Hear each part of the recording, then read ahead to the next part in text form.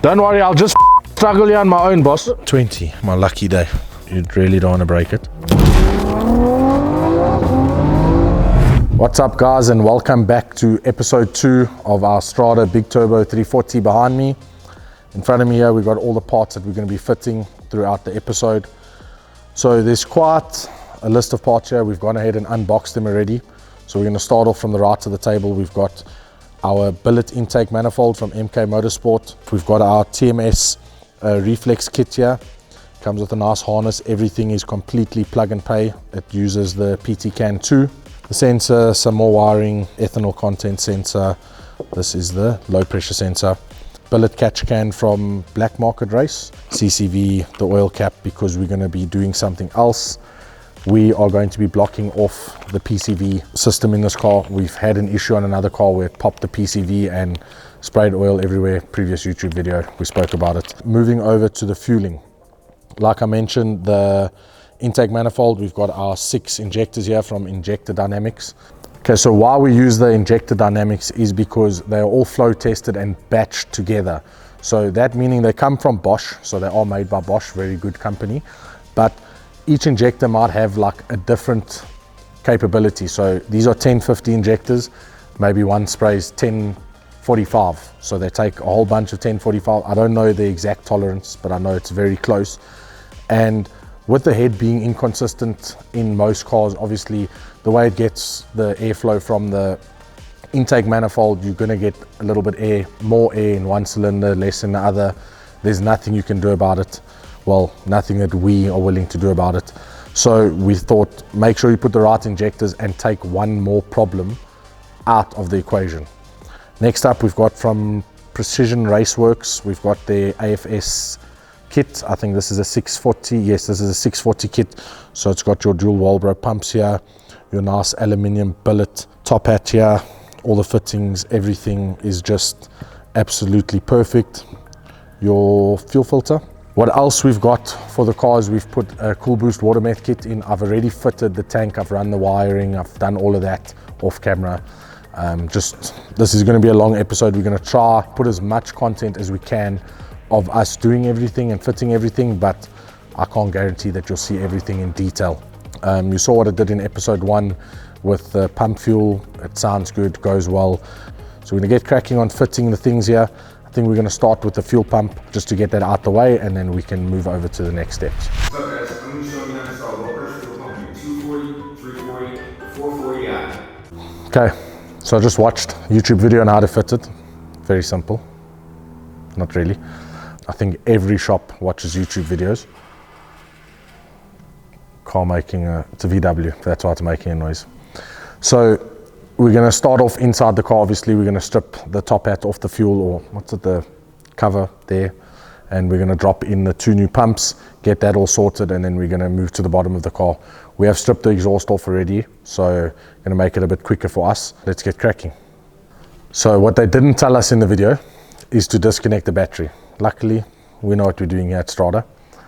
So we're going to disconnect the battery now, but I just want to show everybody my meth kit. Along with my meth kit, I've got my water, my oil, my coolant, and my fire extinguisher.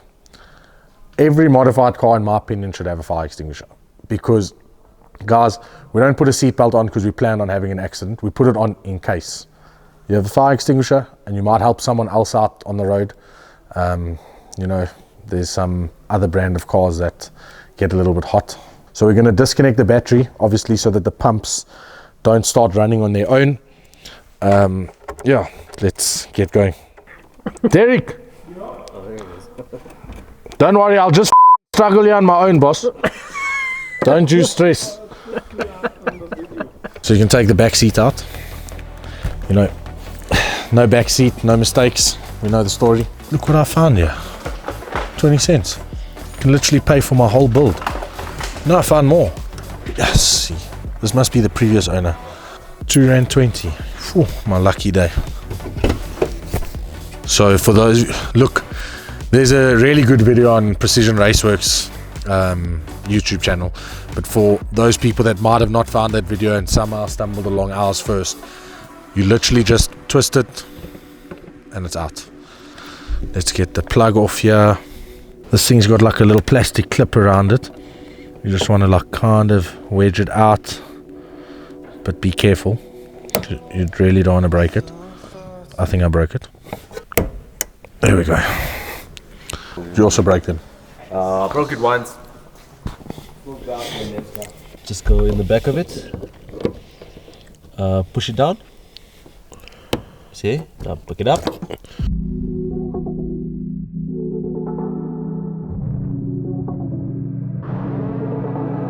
Anything you like, baby, I'll be down for where you are tonight.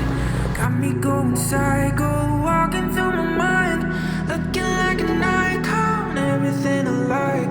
Promise you that I'ma take it easy. Okay, so now we've got the car up in the air. We finished everything on the top wall, or inside the car.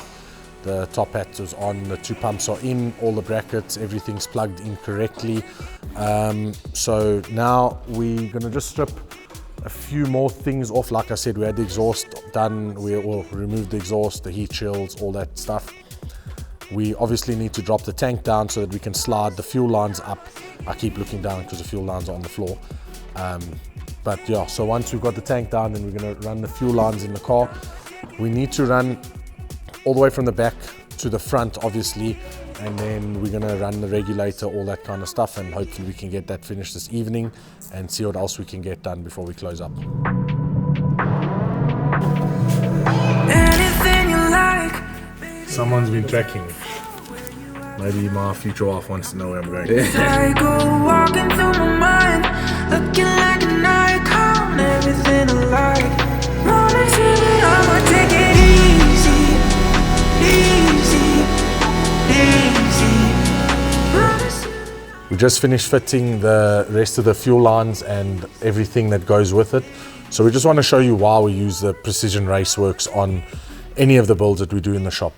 So basically, from the top of the tank, the feed and the return, it's got the two pipes running down here, runs here. They've given us nice little brackets to hold the return line.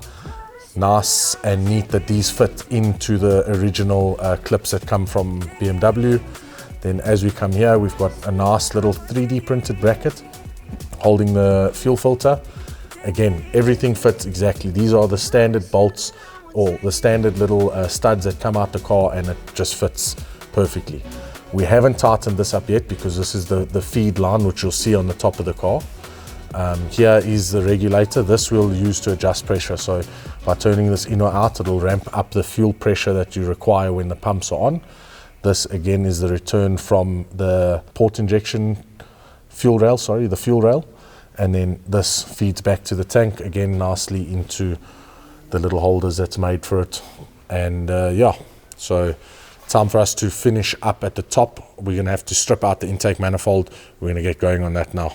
The two lines, the feed, the return, these will go onto the fuel rail. So the fuel rail, when we fit the intake manifold, which we're going to fit shortly, this will go onto the end here. So this recycles basically back into the fuel tank and controls the fuel pressure. That's the feed line. So yeah, we just need to take this charge pipe out. I actually need to put in meth jets or meth bungs for it so that we can get the meth jets fitted. But yeah, I think it's time we start cracking onto the charge cooler and see how far we can get this evening.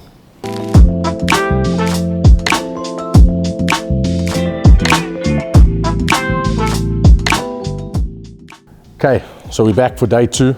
After stripping the manifold off last night, we had to go home. Tonight's not going to be a super late one. Everyone's tired in the shop, myself included. During the day, we did get a little bit of work done. I've got a lot of other cars to finish, so I didn't have a lot of time, but we got our manifold somewhat assembled, got our injectors in, the ID1050s, as I don't think I said that earlier, but now I've said it. We've got these lines here, go to the feed and return of the charge cooler. All the little brackets are on. I need to make myself a fitting for here. This will work for now, but in future I'll get something CNC'd up. Yeah, so we're gonna start with this, see what time we get done at. We still have the Reflex, I'm just looking over at the table, still have the Reflex to fit the wiring for the fuel pump, and yeah, a few other small things, max solenoid, finish up the met kit, weld the bungs onto the boost pipe. But for now, let's get started on fitting the charge cooler. Look me in the eyes and tell me that you're not dreaming. You're not dreaming of somewhere far away.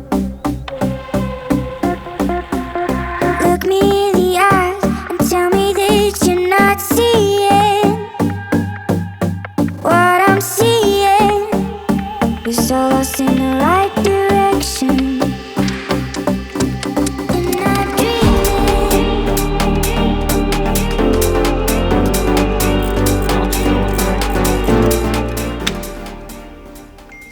Okay, so we finally finished off with the Billet charge cooler. Everything went super smooth. Just clipping the fittings, those same ones from yesterday, just to get them to clip in was slightly difficult, but we're happy that it was difficult because obviously if it was hard to clip it in, it will not pull out. So yeah, that's been fitted. Kind of temporary run the fuel lines over here, the return line, and tomorrow we're gonna look at the feed. We put it in we just didn't route it up where we wanted it. And now that we've got the manifold in and the port rail, we can see.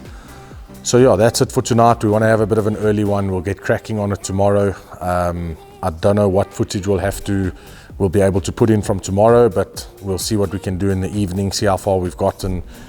But I think we're very close. It's just the small nitty gritties, which I'm sure any car builder that is watching this video will know that those actually take the longest amount of time. But we're done for tonight. We'll see you tomorrow.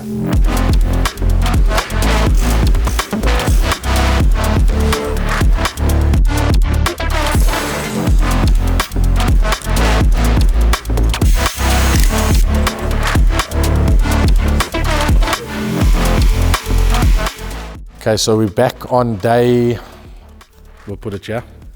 So we're on day that.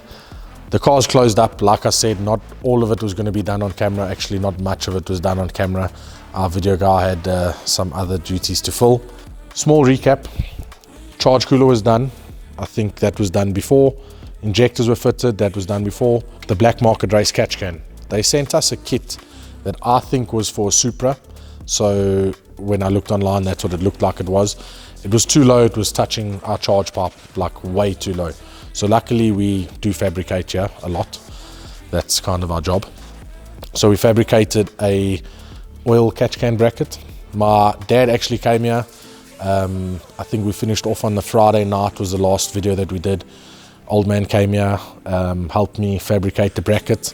So that was quite fun. You know, it's like with these cars when we build it, you don't see behind the camera, but a lot of my friends come here, are my business partners, colleagues, and we enjoy building the car.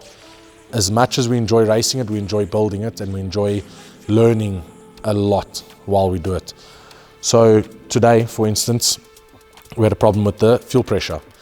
We could not get fuel pressure on the port injection side, on the low pressure side. I battled maybe for like 3 hours, changing fuel filters, changing the regulator, even put a new low pressure sensor. Put it with the air compressor to try and check what was going on, and everything was reading. It turned out to be something so small but so big, and it was like the last place you'd look. In the fuel tank, the pipe had kind of like kinked and popped off. So literally it took us 15 minutes to fix something that maybe took us 3.5 hours to find. But all in all, we just have to do the vacuum lines. The car is ready for tuning. That'll be the next part of the video. That's it for now. We'll check back in with you guys once we've got some more results, once we're happy with how the car is running. We just need to do a boost leak test, and then it's waiting for Ava from Repo Power to send us the spice.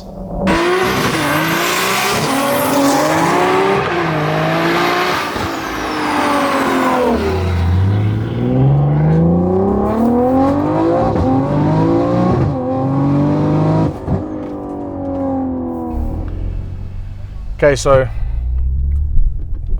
as much as this turbo feels incredible, we have a small problem with it in the sense of the car doesn't want to launch. So we can't get the 0 to 100 under, I think, 3.3, and we're kind of aiming for like a 2.5, 2.6, 2.7, somewhere around there. So yeah, we're just gonna take it for a small little cruise here in the business park, find like a bit of an open spot and show you with the anti-lag, without the anti-lag, we can't get the car to like come out hard, but you will see when it does come out and then the boost kicks in, especially in second gear, then it starts absolutely, well, you won't be able to feel it. I can feel it. It pulls relatively hard. I think when we finally build the box, it's going to be a monster. It's going to pull you back in your seat like crazy. So we're going to give it a small launch. You'll see that it does not go up. Hit the anti-lag.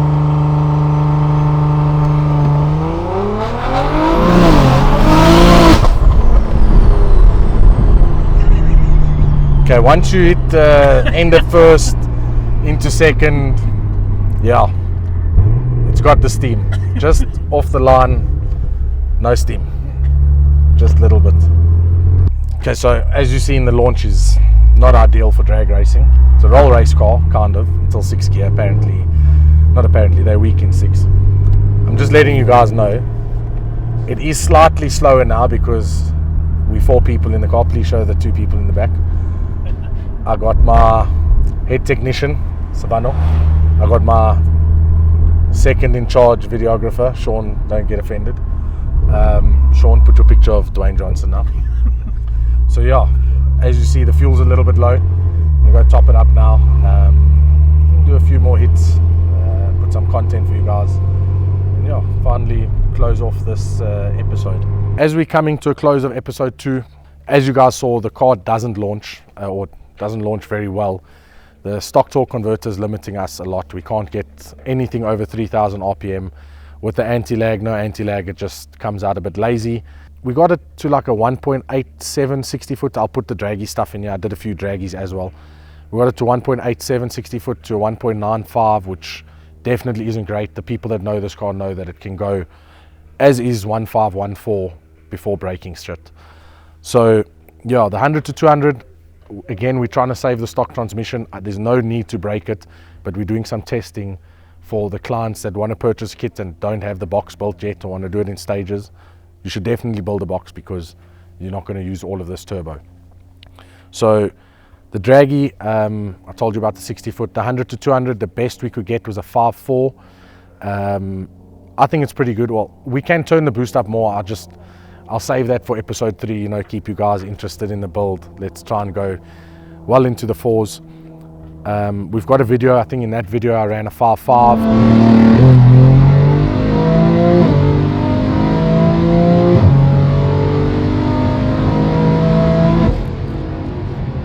So it's there, it's consistent. I did a few runs, 5.4, 5.5, 5.4, 5.5. It's round about there. Maybe on a good night we can get it into the 5.3s.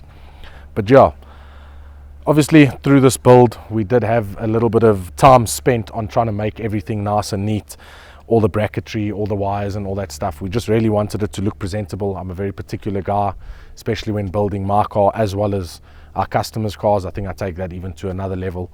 But yeah, guys, please like, share and subscribe. Stay tuned for episode 3 where we're going to turn this thing up a lot more.